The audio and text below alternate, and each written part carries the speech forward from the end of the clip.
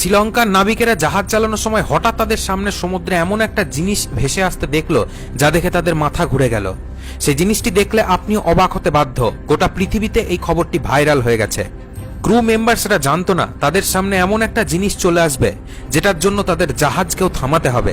বন্ধু, আপনাদেরকে বলে রাখি, সমুদ্রের মধ্যে এমন কিছু ক্রিয়েচার্স পাওয়া যায় যা আমাদের ধারণার অতীত।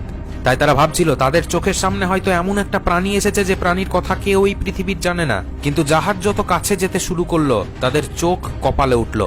আসলে এটা কোনো রকম আননোন প্রাণী ছিল না, এটা ছিল একটা হাতি। এবং সেই হাতিটি জলে ছটপট করছিল। এই হাতিটি জলে কিভাবে এলো সেটা আস্তে আস্তে জানতে পারবেন। সেই হাতিটি ভাসতে ভাসতে এমন অবস্থায় এসে দাঁড়িয়েছিল যে তার সুর নড়ানোরও ক্ষমতা আর ছিল না। কিন্তু আশ্চর্যজনক বিষয় হচ্ছে সেই হাতিটির মধ্যে প্রাণ এখনো ছিল। নেভির ক্রুগুলো দেরি না করে শ্রীলঙ্কার অ্যানিমেল প্রোটেকশন সেন্টারে তৎক্ষণাৎ কল লাগিয়ে দেয়। কয়েক মিনিটের মধ্যেই তারা সাহায্যের জন্য হাত বাড়িয়ে দিতে বলে এবং সমস্ত ফোর্সকে ওই জায়গাতে হেলিকপ্টারে করে আসতে বলে। তবে প্রশ্ন হচ্ছে, ল্যান্ড থেকে সমুদ্রের সেই এলাকা ছিল বেশ খানিকটা দূরে, যেখানে হাতির ভেসে আসা প্রায় অসম্ভবের কাছাকাছি।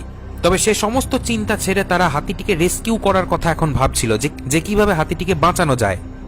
তবে সৌভাগ্যবশত কিছু মিনিটের মধ্যেই চলে এসেছিল কর্মীরা। আর সেই কর্মী এসে যখন দেখলো একটা হাতি ওভাবে ভাসছে তখন বুঝে যায় যে তাদের ওই ৬-৭ জনকে নিয়ে কাজ হবে না।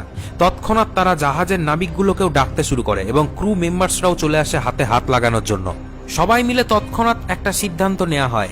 সম্পূর্ণ নাইলন দিয়ে তৈরি একটা বড়সড় দড়ি দিয়ে সেই হাতিটিকে টেনে জাহাজের মধ্যে তুলবে, এটাই ছিল তাদের তৎক্ষণাৎ নেওয়া সিদ্ধান্ত। তবে এই সিদ্ধান্তটি মোটেও সহজ কাজ ছিল না। এটার জন্য প্রচুর পরিশ্রম দরকার ছিল এবং বুদ্ধিরও দরকার ছিল।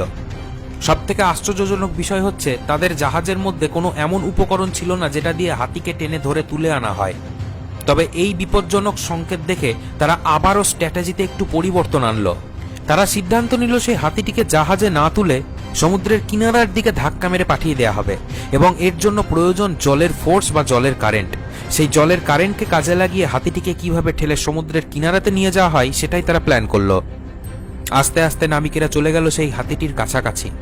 আস্তে আস্তে কোনো রকমে হাতিটির গায়ে দড়ি পরানোতে সক্ষম হয়ে গেল সেই নাবিকের ক্রু মেম্বার্সরা। সঙ্গে সঙ্গে সেই হাতিটিকে টানা এবং ঠেলার কাজ শুরু হলো।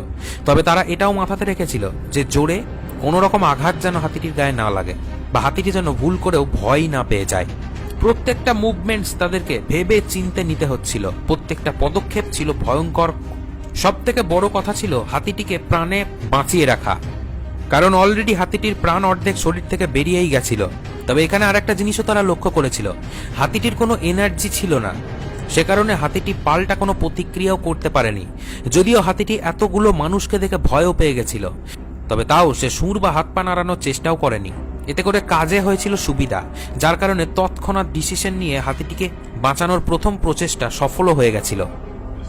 যখনই জলের কিনারা চলে এলো তখনই সমুদ্রের ঢেউই হাতিটিকে ঠেলে ঠেলে কিনারার দিকে আরও পাঠিয়ে দিচ্ছিল। এতে করে ক্রু মেম্বার্সরা অনেকটাই সফল হয়ে যায়। কিন্তু এখানেও ভয় ছিল, হাতিটি যদি কোনো পাথরেও ধাক্কা খেত জোরে তাহলে তৎক্ষণাৎ তার মৃত্যু হয়ে যেত। এদিকেও তারা নজর রাখছিল এবং বারংবার হাতিটিকে সেফ জোন দিয়েই নিয়ে যাওয়ার চেষ্টা করছিল। 1 ঘন্টা চেষ্টা করার পরে সবার আশা যেন আস্তে আস্তে কমতে শুরু করেছিল। কিন্তু তৎক্ষণাৎ একটা ঘটনা ঘটে যায়। হঠাৎ করে দেখে কিনারার খুবই কাছাকাছি তারা চলে এসেছে।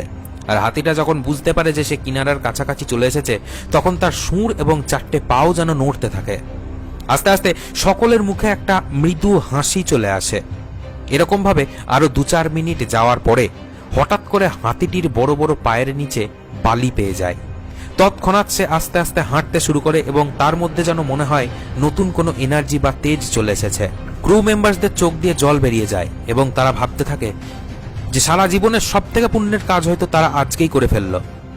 তারা সর্বপ্রথম এই ফিলিংসটা পেল যখন এত বড় একটা প্রাণীকে মাঝ সমুদ্র থেকে খুব কষ্ট করে হলেও কিনারাতে পৌঁছে দিল এবং সব থেকে বড় কথা, হাতিটির গায়ে কোনো চোটও লাগেনি। তবে অবাক করার বিষয় হচ্ছে হাতিটি যখন মাটিতে উঠে পড়ে তখন সে আবারও ফিরে পিছনের দিকে তাকায় এবং ধন্যবাদ জানায় হয়তো মনে মনে। আর এই জিনিসটি সকল ক্রু মেম্বার্সগুলোও বুঝতে পেরেছিল। তারা হাতিটির কাছে আর যায়নি, কারণ এতে করে হাতিটি হয়তো আরো ভয় পেয়ে যাবে।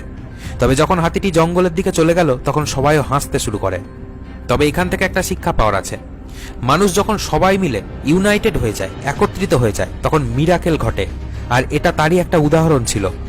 হয়তো ইতিহাসের পাতায় এই ঘটনাটি লেখা থাকবে না, তবে এই ভিডিওটা হয়তো লক্ষ মানুষের কাছে পৌঁছে গিয়ে সবাইকে জানিয়ে দেবে এই ঘটনাটি, এটাই অনেক।